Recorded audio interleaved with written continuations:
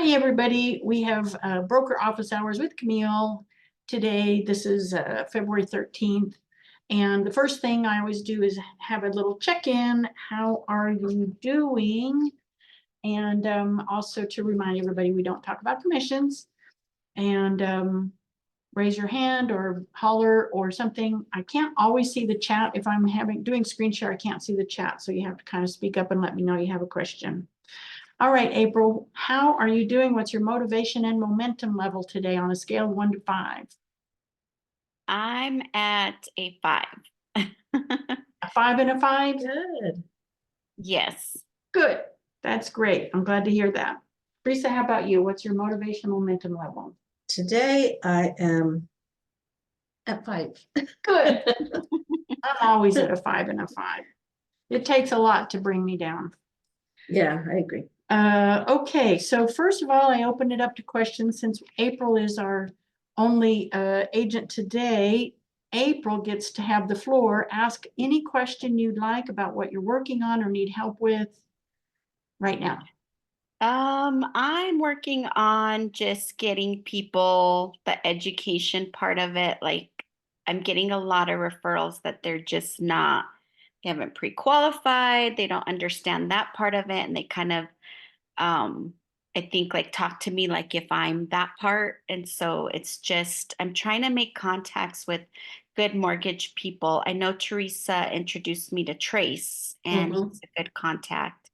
I know for the last class, the manufactured housing, I called Frank Senna.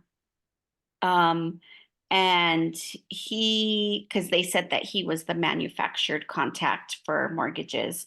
So he just kind of reiterated like the whole like trying to get them to realize the finance side of looking, because they're like looking on realtor.com or Zillow, but they haven't like done the like important part, which is, can I even afford this, or can I get finance? What can I afford? Yeah. Yeah, because there's so many calls where they haven't even done that part of it. Yep. So That's just typical. yeah, connections with Yeah, so you got to help them get started with that. And that's step Yeah. 1. Can't get a house without a loan unless you got a lot of bucks.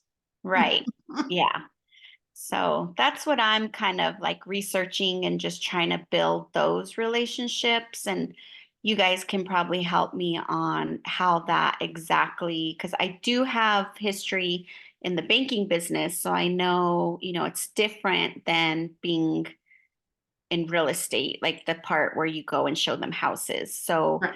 it's trying to, I guess, understand my role in that part and how much I should be guiding them and how much the mortgage person is guiding That's a them. good question. Okay.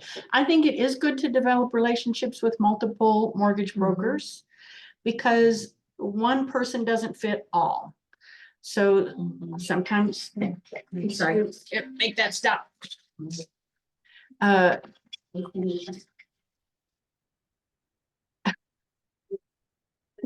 about that.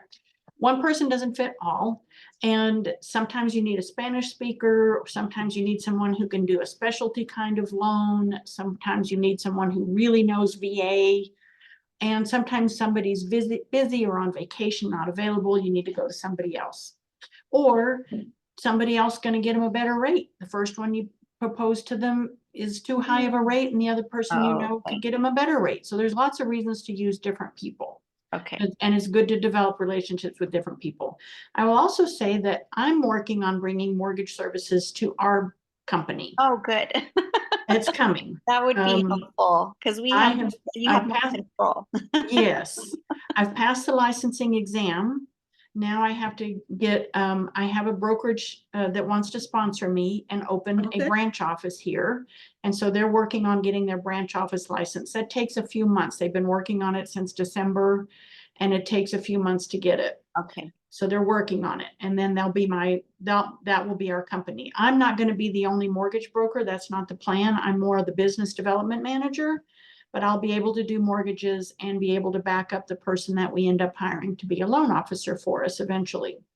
Okay. But to get it started, I'm going to be the loan officer just to get it started and get us launched and get our name out there and stuff like that. So that will mean one-stop shopping for your customers. Oh, That's good. kind of the Yeah. goal, so that we don't have to send that business out to some other company. It has happened in our office that some loan officer steers our realtor, steers the client away from our realtor. That's happened.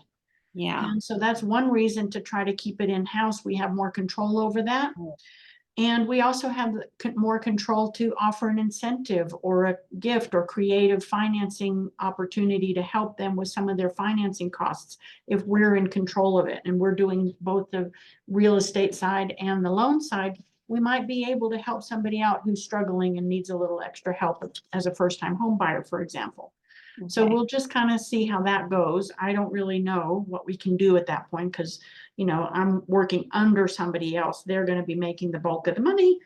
And, you know, so it's not a franchise that we're opening. We're a branch office under a bigger company. But we might have some flexibility and pricing to be able to get somebody a better deal. They can shop it around to dozens of companies. One credit application gets you multiple opportunities to find the best deal. Okay. But that's also a benefit that we're going to offer. So there's lots of good reasons to work with our new lending component. I'm not going to be an owner in it. So there's, you know, the RESPA rules are going to be a little easier because I hope anyway. And I'll be able to incentivize our agents to work with our mortgage company by giving back referrals that the lending side gets to people who send the lending side business. So kind of scratch my back, you scratch your back. You know, everybody scratches everybody's back here. Okay. So when As does long as that we stay in start? compliance with RESPA. What's that? When does that start? It'll probably be, I'm thinking of still probably a couple more months out. Okay. I know they're working on it. They've got lawyers involved with getting our application in for the branch office to happen. It's coming. But I don't know yet when, because it's a process that, you know, we just kind of have to roll with the banking department's rules and regs and process and all that. Right. Okay. Yeah, so, but it's coming. We're working on it, making it happen. Oh, here Are you comes gonna have surgery. local underwriting? that? It's not local underwriting, but it'll be within the company. I think it's happening, it happens within our own company, not outsourced. Oh, it's not outsourced? No, I don't Okay. think so. I don't know for sure about that, but I don't think so. I Because think a lot they're of big enough times to have their a- own underwriters. A lot of times those, not in, you know, not within our area, they don't know about Right. Adobe's. They don't, they Right. won't, you know what I mean? They just, Yeah, and so local that might be knows. something we have to do some education on Mhm. with Local them to underwriting. let them know about what's local to us and special to us. 'Cause some of them Yes. just won't do it, you know? Yeah, yeah. But I'm So just we'll find wondering, somebody who did, and I think a lot of the lenders have their own underwriting. So we're kind of a mortgage broker. and you're just and gonna broker it out to the other Broker it out lenders? to the lenders they Yeah. have there. So it'd be Rocket Mortgage and some of these other big companies, but also smaller ones too. So I don't know how much control over underwriting we'll have, but that's an important component. Mhm. All right. Hey, Sergio, welcome to the meeting today. We're talking about lenders and building relationships with lenders, and also how HomeSmart Realty Pros is going to soon have a branch office under Aislinn Mortgage and have the ability to offer one-stop shopping to our clients to get them the best possible deal and not have multiple dings on their credit at the same time. So hopefully that will be coming along in the next month or two is what we're talking about here. All right. So any other questions or thoughts about that, April or Sergio? Do you have anything you want to add about, you know, developing relationships with lenders? No, not right now. Okay, great. I think that's April, did that answer your question good enough? Do you have anything else Yes. you want to ask? Yeah, that's great. I just, Okay. yeah, I'm starting with that part. So Good, excellent. All right. Well, Theresa thought this was an in-person meeting today. Is that Sergio, next let me week? ask real quick. Did you have any specific questions you wanted to bring up about things that are happening in your business this week? Yeah, no? I guess he's good. Okay. All right. Teresa thought it was an in-person meeting today, so she popped in the office and said, are we meeting today? I'm like, no, but since you're here, I want to give you guys a chance to get to know Teresa. I'm going to ask her to share a little bit about how she got into the business, her history in the business, and what she's learned as an experienced agent in the business that might help you too. Okay, so I got licensed in 1986. So I've been licensed for a while. That's 23 years or 33 years? 30, maybe 30. I was only some like in my years. 20s. Yeah, she was a But- little girl. But but I like it, and I like going, and I like showing, and I like everything. But I have to tell you, you really need to kind of like keep tabs of all your clients and check what what you've done and what you haven't done with them, because like you were saying, April, that you have a lot of clients and aren't pre-qualified. You're going to have to write their names and pre-qualified, yes, no, and just start with your little database, of some sort, even if you write it, because you got to really know where they're at.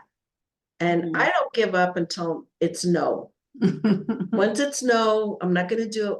I'm not going to do it. I'm moving, or we're, my husband's sick, or whatever the situation may be, then I pretty much give up. I tried to call people that I had a really good relationship with, just to say hi, how are you doing, how's the kids? But I also, another thing I've really had, it's taken me a long time to really sink in, is that when you get your survey or any of your documents, you should really read through them. And if you don't understand them, you should ask for help. Because I just had a situation where Camille helped me, where the survey was showing that the front, the way the survey was showing, there was no front yard. The carport was in the right of carport way. was in the right of way. Yeah, they had no front yard. The people had a big, huge 8-foot fence that they say they locked up and their kids could play. Well, that fence didn't belong to them. And so they backed out. So look at your survey really good. That's really important. And stick with your timelines.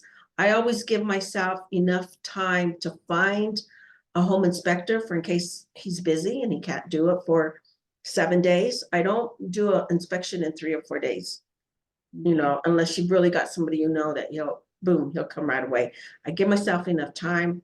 I give myself enough time to answer, and I give enough time to respond, because that's when you're setting up your deadlines for inspections. yeah, that's when you're setting up your deadline. Your deadlines are real important.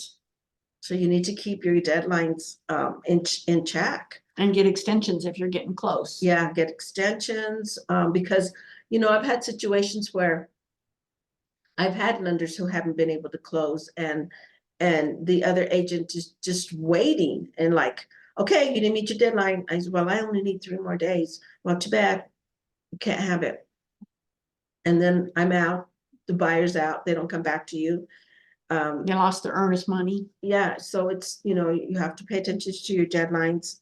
And but all in all, I like the business. It's a nice business. It's a fun business. It can be real fun.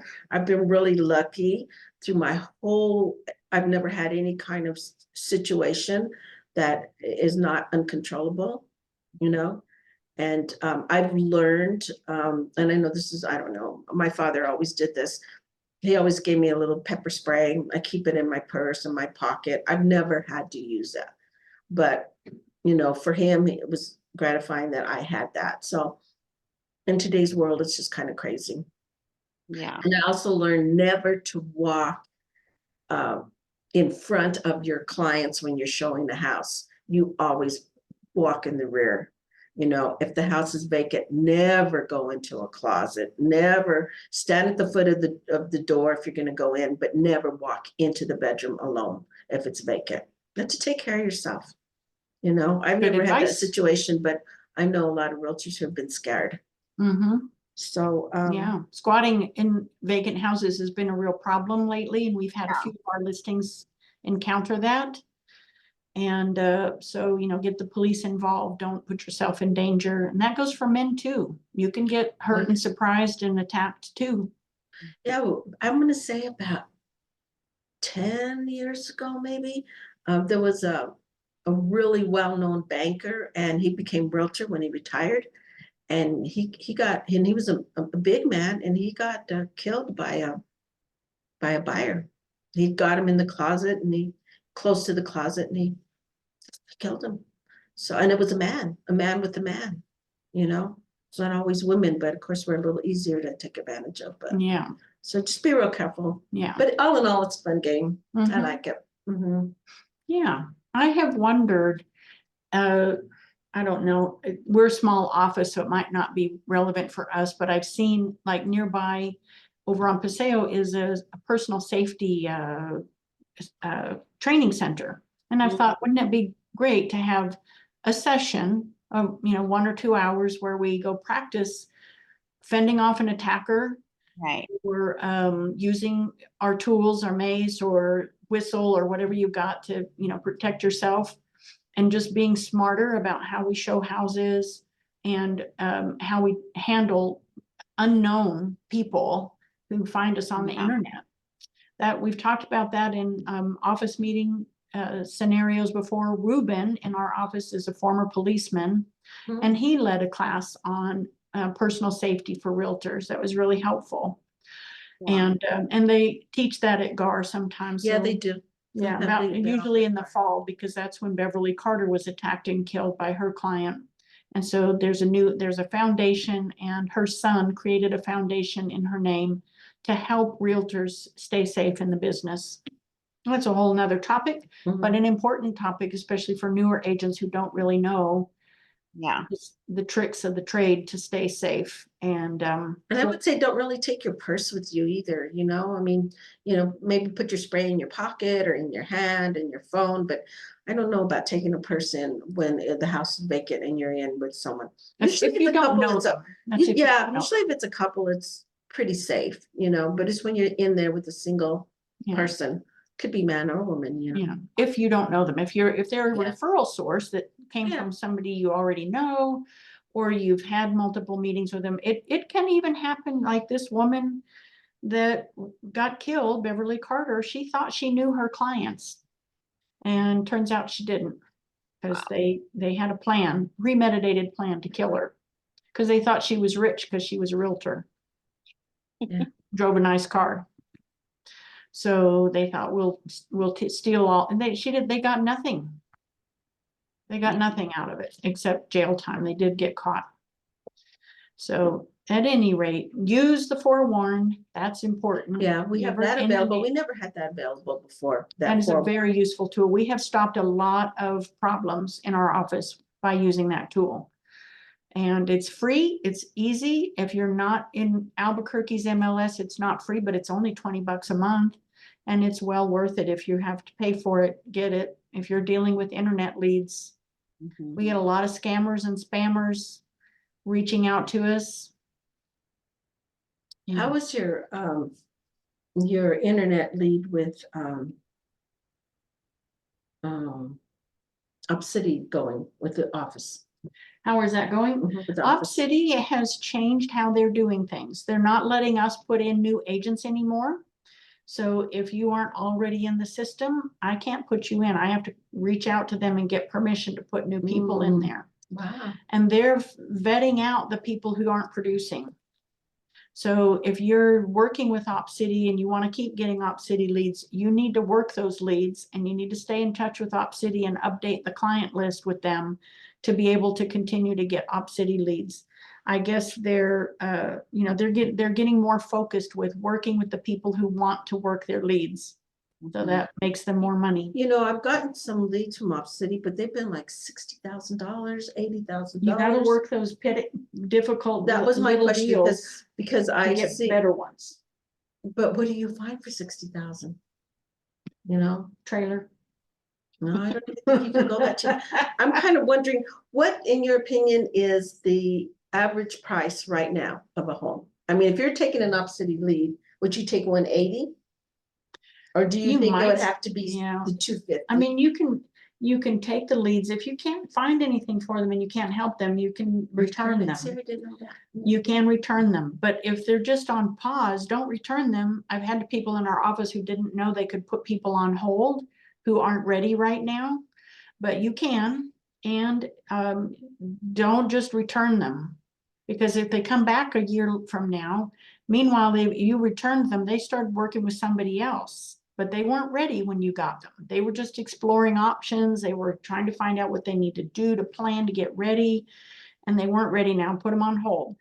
But you can release somebody who's just not going to be able to buy because their budget's too small and they're never going to be any better. They think they can buy something for $100,000, but Yeah. not anymore. Not anymore. There really isn't Yeah. anything that's habitable at 100 or less, probably. You can try, but if you aren't getting anywhere with them, send them back. Say, this person is just not going to be able to buy anything. That's okay.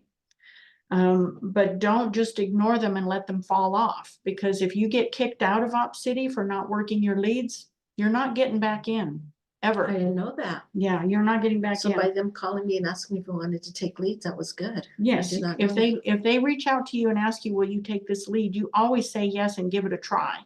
Even if it's a yucky lead, $5,000 land lot, just take it, because the more deals you do with them, the more deals they'll give you, even if they're little petty deals. And I've had agents in my office who took those crappy land lead deals, worked them, and then, and this was Kara Douglas, she got almost $1 million deal in Taos, because, and she just happened to be the one willing to work those little deals so she could get a better deal, and she did. And she sold it and, made a nice commission out of that. So you got to take the scraps before you can get the turkey dinner. Okay. Good way to look at it. And like I said, they're being choosier about who they give leads to. The other thing I think that's important is that, which unfortunately was never taught to me, and I just don't know, I don't know, is to have your database and send out something at least 2 times a year so they don't forget you, 3 times a year. Good advice. Yeah, because Market analysis. anything they call me for, I will send to them. Yeah. Baseball schedule, United schedule, But- newsletter, Yeah. what's going on in the business, something of value. Once Yeah. in a while, couple Yeah. times a year. Yeah, because I don't like all that junk. Do you? All that junk paper that comes, I just usually end up throwing it away. Yeah, you can send them a card, a letter, a note. That's always nice too, just to remind them, hey, I'm in the business and I loved working with you. I hope you love your new home. Hope that's going well for you. How are the kids? Whatever, have a conversation with them or send them something. Just stay in touch. Staying in touch Yeah, is you have really to stay in important. touch. Yeah, that's I think that's where you get your referrals back, Yeah, is Yeah. by staying in touch. absolutely. I tell you, I'm terrible at that. So am I I. get so busy running the office and working on new business that I forget to stay in touch with my old business, but Mhm. they're always on my mind. I need to reach out and talk to them and say, hey, how's it going? Yeah, How's it going? I agree. Mhm. I agree. What else do you think you have to tell Uh, people about? I don't know. I mean, What it you've seems learned like in I've done it for so long that it's. It's second nature. She doesn't think about I it. can't. anymore. Yeah, I mean, Things were different when you were new. things are really real There different. wasn't an MLS, I think, right? At that point, It was an option. it was It, an option. it was an option, and it was an option, and you really didn't have to join, and some people didn't. I remember there was a while where I had a business partner, and we really didn't have much money. We didn't think we needed much money to start a business, We were young, what do we know? But we didn't join the MLS. And after a while, it just became apparent we better join, but you didn't have to. Mhm. And it didn't, they didn't have so many, they didn't have forewarn, they didn't have instructors coming in. I mean, you would only go to GAR, and you would, for the most part, and go to their classes in person, but a lot of things have really changed. In the old days, the the MLS looked. Oh, yeah, like it was a a book. book It was a book. It was a book. And that I they just put don't out think- once a week. Was it once a week or once a It was month? quite a bit. I think maybe, It looked like this. It Yeah. was once a Wow. week. Yeah. You had to go get a new book. yeah. And then so you had a client, you would take them the book.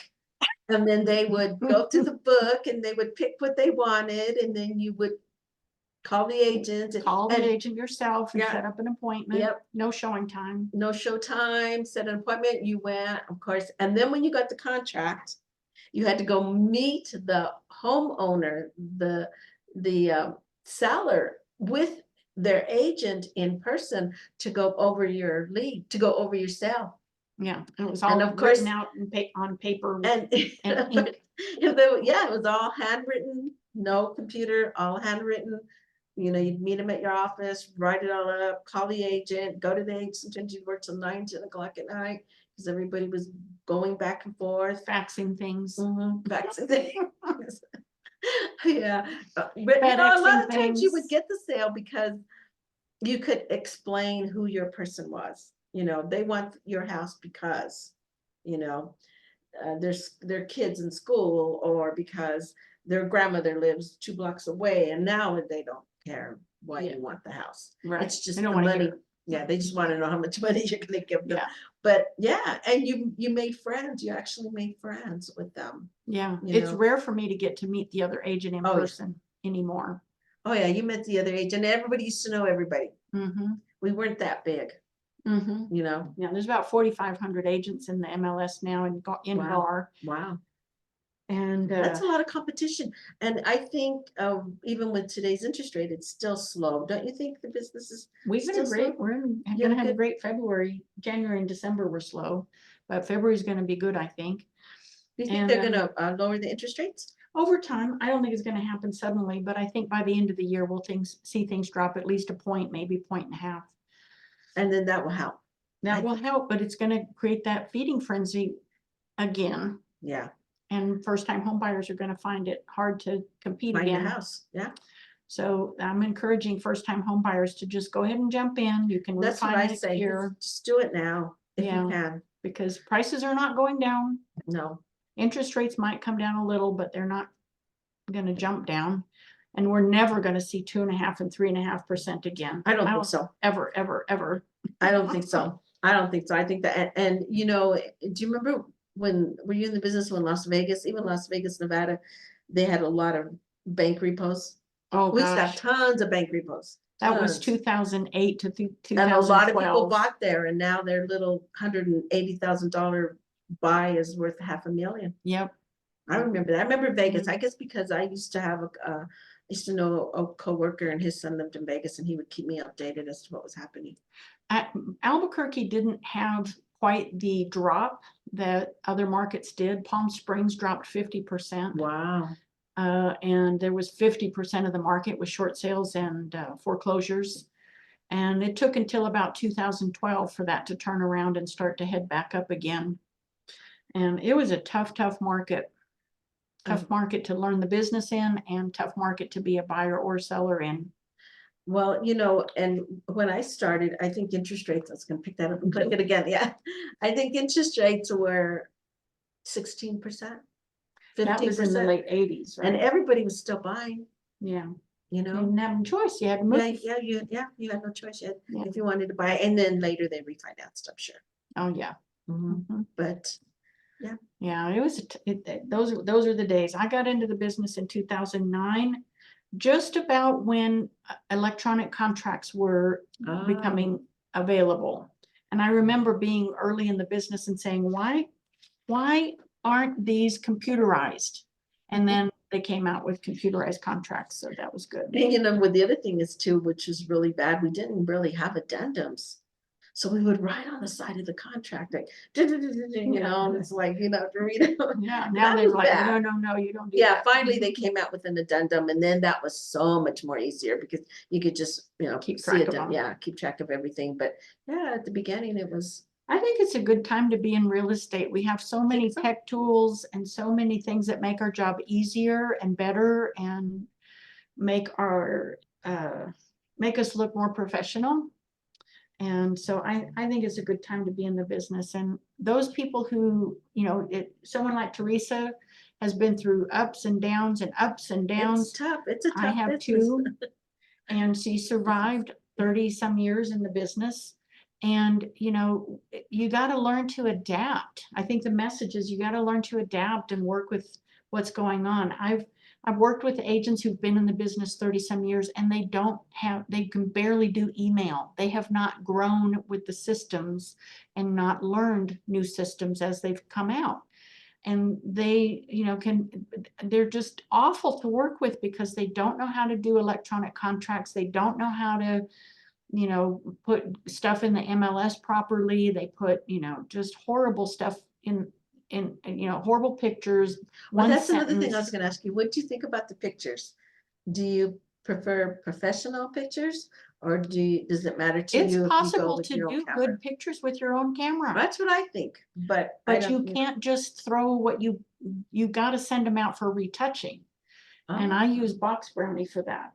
So sometimes I get a listing that, like, I just took on two fourplexes and one unit was a vacant.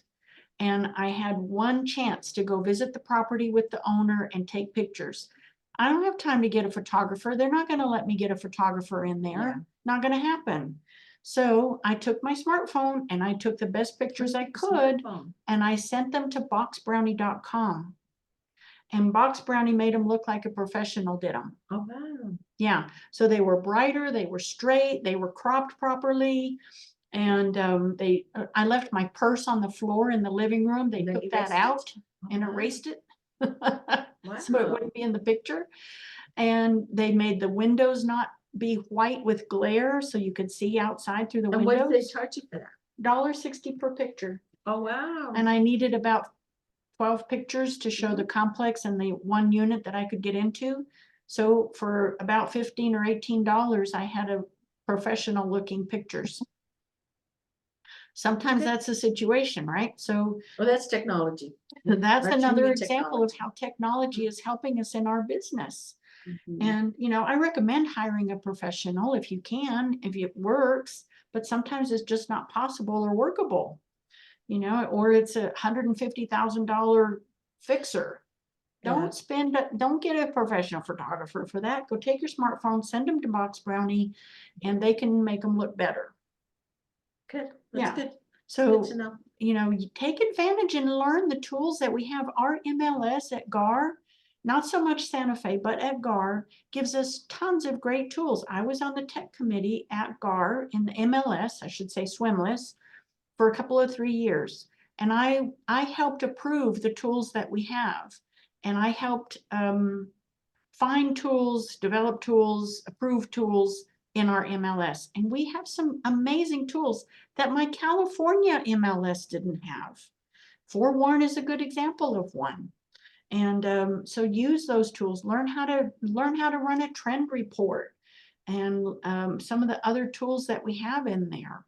We have great tools. Make sure you understand how to use showing time. Make sure you know how to set up your super box correctly. Take advantage of the tools we have, because you guys that are new take these for granted. But like what Teresa's saying, we didn't have these tools when we started in the business. Showing time That's great. I mean, was in my market in North Carolina where I first got started, and you had to have a little thing that looked like that to put your code in to open the lockbox. Mhm. And And now that's it's an option still, I think. No, I don't think so. They got rid of it? No, not an option. Now it's an app in your phone. Learn how to use it. And same thing for Superbox. Superboxes were really clunky and horrible at first. Yeah, they used to be little combinations. Yeah, combination box. Combinations. And now they're, a really helpful tool to be on the seller side or the buyer side. So, and we are blessed that GAR buys the lockboxes and lets you have them for free to go use. My MLS in California didn't do that. I had 8 lockboxes when I left there that I had to sell off and take a loss on because I couldn't bring them with me. They used to be portable across the country, and you could go on eBay and buy something from somebody in some other state, but they Yeah. cracked down on that. Now you can only get them through your MLS because they were losing track of them. And they were just all over the place and flying hither and yon. So they made them specific to the region. They can only be used in your region. And that's something else that new agents don't know, is that they think they can go sell a house in Santa Fe without being part of that MLS and don't have access to the lock boxes. They show up on their first showing appointment that they managed to get in, and they can't get in the lock box. Well, that's because you have to be a member of the Southwest, the That Santa I Fe wish they MLS would to do change. that. I wish they would change too. that. We could, Mhm. because as agents, we can sell all over New Mexico. Right. So The we should, MLS keeps you from being able to, though. yeah, we should be able to access all of New Mexico. Yes. Because, you go into like a little town like Taos. They don't like out-of-state No. realtors coming and selling their properties. That's why they keep their MLS tight to them. Yeah, and they fight you, Yeah. you obviously make appointments and get in and make sure they're there and everything else, but Yeah. it's hard. These smaller towns don't want outsiders coming in and No, they selling in don't. their market. They don't like the competition. They're afraid of Mhm. competition. But Mhm. my philosophy, I don't know about yours, is that there's plenty of business for everybody. Just go Well- work for it. Yeah. You only get a Taos showing once in a great while, so why not be able to show it? I But agree. That may be changing. I've that would be heard great. that the Southwest MLS is discussing in a regional level that would include Colorado and Utah and Arizona, and I don't know what else. But on a regional level, they might start opening it up so that you can work in any market. If you have a license in another area, or you could potentially show in Colorado, and also that would enable us to show listings in any part of New Mexico. That would be awesome, because I turn away business all the time that Yeah, to go to Las Cruces. I can't, I Yeah. can't work down there. I can't work because I don't have access to that MLS. That might be changing there. It's in discussions. Of course, anything like that's going to take time to make happen, but it's being discussed on a regional level to share information. In the meantime, we have RPR, which gives you almost exactly the same information as you'll find in the MLS and in the other MLS, including the direct contact information for the other agent. You still can't get into the super box though without their help. So that's the stumbling block. I can get information on any listing in the country actually, but I Through that can't get into RPR? their MLS through RPR. And Realtors Property Resource is what that stands for. And it lets me find out more detailed information than I could through Zillow or Realtor.com on any listing in the country. But again, the super box is the stumbling block. If they've put a combo box on it and you can find the combo code, you're golden. Go, show it. But right now, it kind of keeps you from being able to do business outside of your market area. And We do see listings though out of our market area. I see some in, every once in a while you'll see one in TRC or yeah, in Las Cruces and Mhm. Taos and even Yep. Santa Fe. in our MLS, yeah, In our but that's MLS. unusual. Really, to do business in those areas, you got to be a member of that MLS or have a really good buddy who's That'll willing show to up for help you? you. Yeah, That'll and you show can up reach for out to the other agent and ask, and some will help you and some won't. Yeah, It that's just true. depends. I have a tendency to, like, if somebody was out of the area and called me and asked me, I would probably help them. But I don't like it. I don't Yeah. like working for free. Well, they're like, well, don't you want to sell your listing? And I'm like, I've got 4,500 other agents I can sell it to. I've had to do that though. I've had to show my listing to someone else for another agent out of Santa Fe. And how do you feel about it? I didn't really like it, Right. but that was his comment. Don't you want to sell it? Right. And I've got the buyer. So if you want to, and he also said, this is how I work. I sell Albuquerque properties, but I never come into Albuquerque. I have the listing agent show. See, that's bullshit in my view. That's what he said. And then he That's said, bullshit. If you're gonna work that, it's one thing if it's once in a blue moon, you're not making a habit of it. But No, to we- take advantage of people showing your clients, they're making the listing agent take time out of their day to go open the door because you don't want to come join my MLS. I don't like that. I think Well, that's how. he pay said your it. money, come be part of our MLS, get your own access, and don't make me do half part of your job. Mhm. That's my feeling about that. But I don't mind doing a favor to somebody who deserves a favor, but that to me is taking advantage of a listing agent. Don't you think? Yeah, it is. And Yeah. it's work that you have to do, double work almost. Yeah, because it's not just opening the door to show the property, It's- then who's yeah. gonna let them in for the inspections? And That's who's right. gonna do the final walkthrough with them? You are. Mhm. And you're not getting paid unless you negotiate that up front to say, well, Well, okay, that's what you I'll should be do. your door opener, but you need to pay me 10% of your commission for going to do part of your job. You Mhm. can do the rest of it. I don't need all your commission, but I need to get paid for my time to be dealing with your client and honoring your buyer's arrangement with your buyer. If you So- don't want to work, I'll be happy to pay you a referral fee and take over your client, but don't ask me to work for free. That's my view. I'm a little bit more experienced and I can say that, and I don't need to be wasting my time showing some out of area agent who doesn't want to be part of our MLS on a consistent basis. Yeah. Who's taking advantage of the fact that I want my listing to get sold. Yeah, that's why they do it, Yeah. because they know you want your listing. I to get wouldn't sold. treat them that way in Santa Fe to say, well, you want your listing to get sold, don't you? If they don't want to cooperate with me, I'll go find another listing. But I also pay to be part of the Santa Fe MLS. I don't need that. So let me ask you this. This is Mhm. another change, and then I guess Okay. we'll be done. Have you seen go those ahead, Tony. internet leads where they're not leads, they're listed properties and they say add your commission on top? That we have not seen here yet. Is Oh, I that- have. You're seeing that now? I'm seeing that. And not for sale by owners. No, I think it's investors. Have you guys seen that? I think it's investors, and they show the house and they say, we will gladly work with you, but please add your commission on top. Are they investors selling their own listings? I don't know who they are. I mean, I get them in my email. I don't know. Is it investors looking to work with you, but they really kind of want to do their own thing, but they're still willing to pay your commission to get them? Get their No, offer? the only way you're gonna get your commission is if you put it on top of their list price.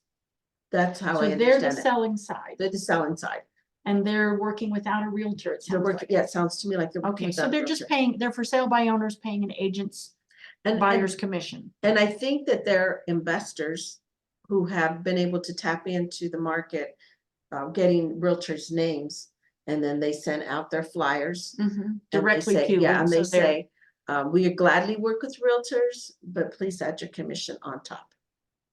Yeah, well, your commission needs to be worked into the purchase price, no matter Yeah. what.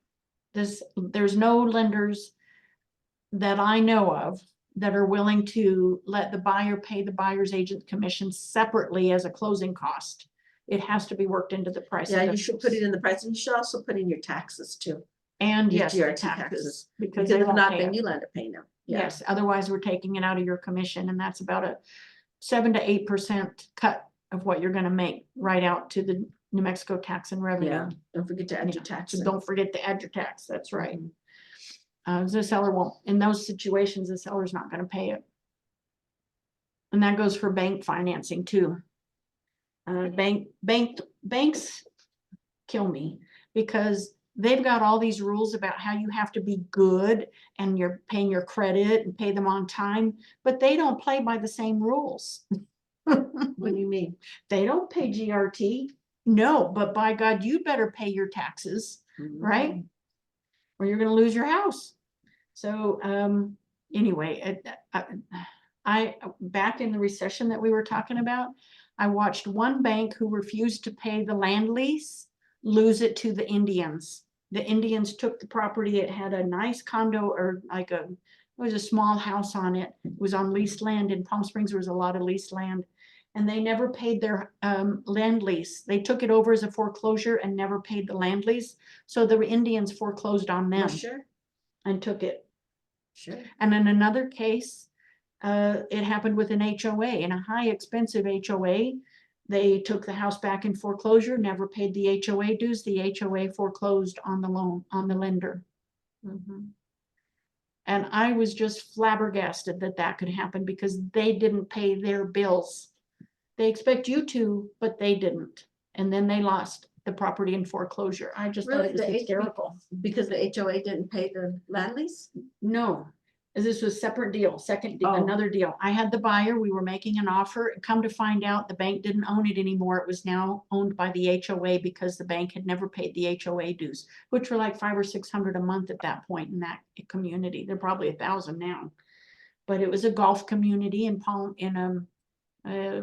Bermuda Dunes, actually, in the Palm Springs market, and they never paid their HOA dues, so the HOA foreclosed on them. Wow, I didn't know HOAs could do that.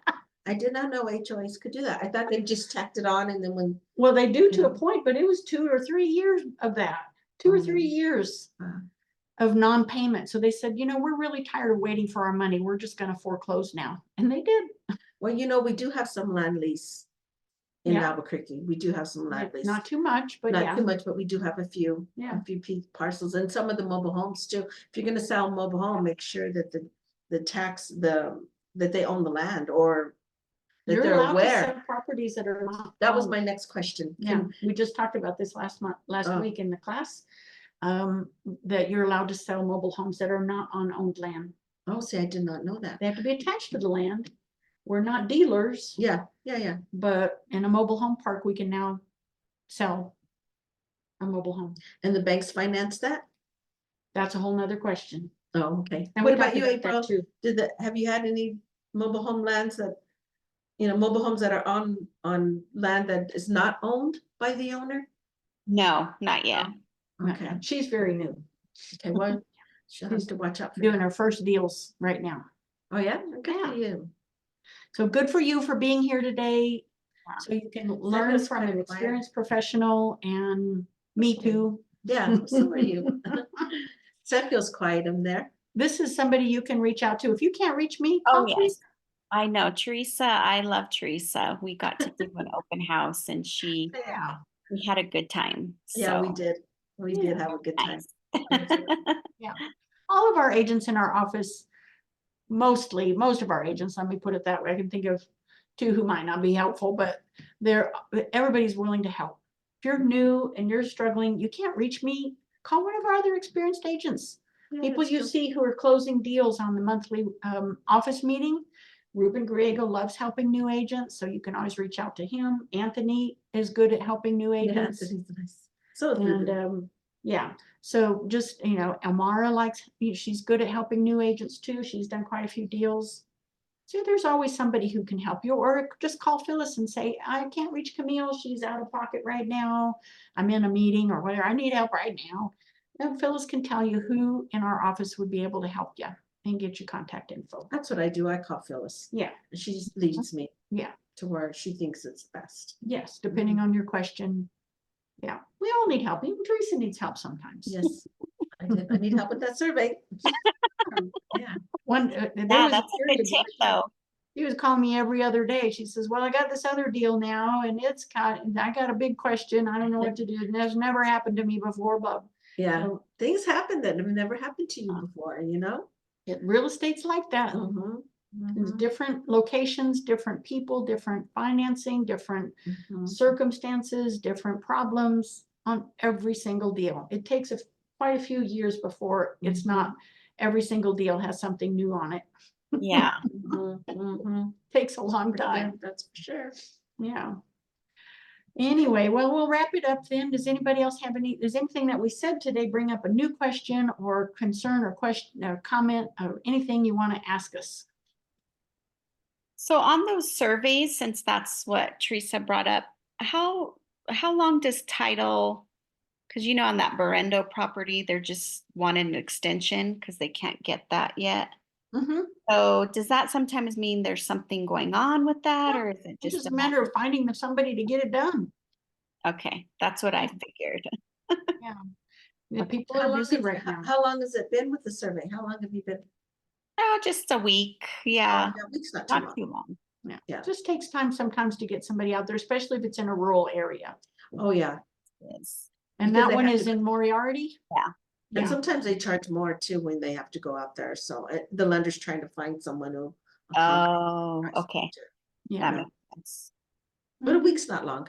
yeah. Mhm. It's harder to get appraisals done. This one doesn't need an appraisal, but when it's in the rural area, appraisals can be really difficult to get done and expensive because they want more money. Yeah, It's nobody better wants to go out watch the there. Deadlines on that survey, April. We already extended it. Oh. Yeah, we did that. Yeah. Mhm. Yeah, so I just have my buyer sign it. The other side doesn't have to sign it. No, It's both sides have to sign everything both like that. sides? Yes, yes, yes. okay. Okay, I sent it to her, but she didn't reply, so I'll just double check with her. Yep, yeah. Okay. There's very little paperwork that only one side signs. The walkthrough is one of them, Okay. but it shouldn't be. I think both sides should have to sign that because the seller wants to know they accept the house. hmm Oh, I see. I see what you're Yeah. saying. And for some reason, our legal department doesn't No. think you need to have the seller receive it and assign it. And I even have hard time getting buyer's agents when I have the listing side To send it to to, send it to me. Yeah, Like, I we have want to know request. we're good. You have to request it. Yeah, they don't Yeah. just send it to you, and you should be able to get it to see what terms is everything okay? Right. Yeah, in case And if something. it's not, what's wrong? Mhm. Yeah, because you do get a chance on the walkthrough to say, well, everything is good except this one thing we want to close anyway, and the seller can fix it later. Or no deal, stop everything. Ruben just went through one of those where way too much was not done. And he had to put the stop on the closing and say, we are not closing till this stuff is handled. Do not give this to my buyer to do. And it was a lot of stuff that the seller was supposed to do that didn't get done. And there was no way Wow. they were going to get it done before closing. And Wow. rather than trust the other side, which had been difficult and dragging their feet through the whole process, he said, no, we're not closing till you get this stuff done. Did they Yeah, put it that's in this fine. dollar amount? No, we just said, we're not closing. Get your shit done and then we'll close. That's good. Yeah. But he had the experience to know this It wasn't isn't gonna gonna get work done. out. If we take it like it is now, this stuff's never gonna get done. He could see the red flags on that one and said, yep, hold everything. Postpone closing. Yeah. But he called me and he talked to me about it. And he said, boss, this is what's going on. He always calls me boss. I think Yeah. it's hilarious. He said, boss, we got a problem on my deal here. This is what's going on. Am I handling this right? And he told me everything was going on. I said, yeah, carry on. Stop escrow. Wait till this is done. I agree with you. So, yeah, even experienced agent like Ruben, who's got maybe 8-10 years in the business, calls me with questions sometimes Yeah, you have to. and lets me know when there's problems on a deal that I might be getting a phone call from the other agent. Yeah. Make sure that the other agent isn't the first one to call me. Yeah. Okay, that's enough. Yeah, that's enough. I hope you learned some good stuff today. Oh, yes. A lot of good stuff. Good. Good Thanks reminder. for coming, you guys. See you next week. Bye-bye. Bye. Thank you. She's okay.